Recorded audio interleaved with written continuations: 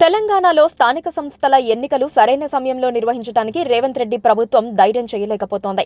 ఇప్పటికే పంచాయతీల కాలపరిమితి ముగిసి చాలా కాలమైంది. ఇవిగో ఎన్నికలు, అవిగో ఎన్నికలు అంటున్నారు. కానీ ఇప్పటివరకు కనీసం ప్రక్రియ కూడా ప్రారంభించలేదు. తాజాగా మున్సిపాలిటీ కాలపరిమితి ఈ నెల ముగిసిపోతుంది. ఇప్పటికీ ప్రక్రియ ప్రారంభించనందున ఎన్నికలు జరిగే అవకాశాలు కనిపించడం లేదు. మున్సిపాలిటీలకు నెలాఖరులో ప్రత్యేక అధికారులను నియమించడం తప్ప మరో మార్గం లేదు. నిజానికి అధికారంలోకి వచ్చినప్పటి నుండి వచ్చే నెలలోనే స్థానిక ఎన్నికలు అని చెబుతూ ఉన్నారు. అన్ని ఎన్నికలు పూర్తి చేసి రేవంత్ రెడ్డి పాలనపై పూర్తి దృష్టి పెడతారని చెప్పుకొస్తున్నారు.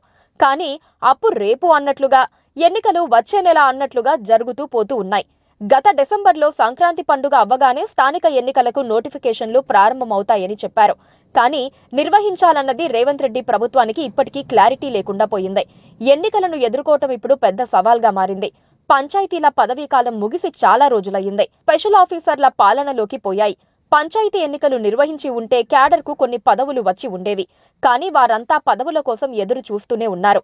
ఇప్పుడు మున్సిపాలిటీల గడువు కూడా ఈ నెలతో ముగిసిపోతుంది. మామూలుగా అయితే వాటి గడువు ముగియక ముందే ఎన్నికలు నిర్వహించాలి.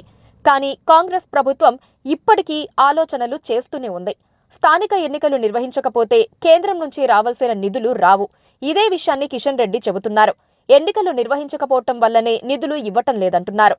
పంచాయతీ ఎన్నికలతో పాటు మున్సిపల్ ఎన్నికలు నిర్వహించాలంటే ప్రభుత్వం కొన్ని చిక్కులు తెచ్చిపెట్టుకుంది. బీసీలకు 4% రిజర్వేషన్ లెక్క తేలాల్సి ఉంది. ఎందుకంటే ఇలా రిజర్వేషన్లు ఇచ్చిన తర్వాతనే ఎన్నికలకు వెళ్తామని రేవంత్ రెడ్డి పదే పదే చెబుతున్నారు. ప్రభుత్వం ఇప్పటికే డెడికేటెడ్ కమిషన్ను ఏర్పాటు చేసింది. ఆ కమిటీ నివేదికను అనుసరించి పంచాయతీలు, మున్సిపాలిటీల ఎన్నికల నిర్వహణ ఆధారపడి ఉంటుందన్న అభిప్రాయాలు వ్యక్తమవుతున్నాయి.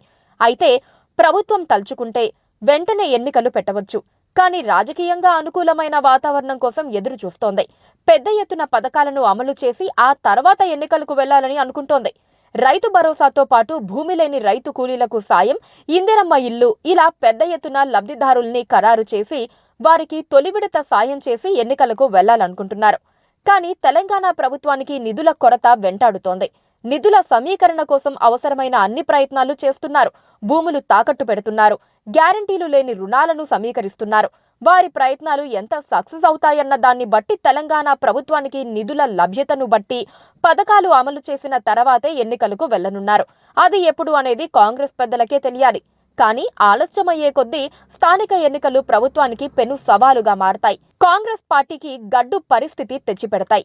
ఓవైపు చేరికలతో అంతర్గత సమస్యలు, మరోవైపు పెరుగుతోన్న అసంతృప్తి కారణంగా ఫలితాలు తేడా వస్తే అది ప్రభుత్వ మనుగడపై ప్రభావం చూపుతుంది. Please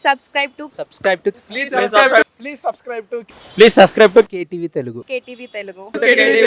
KTV Telugu channel.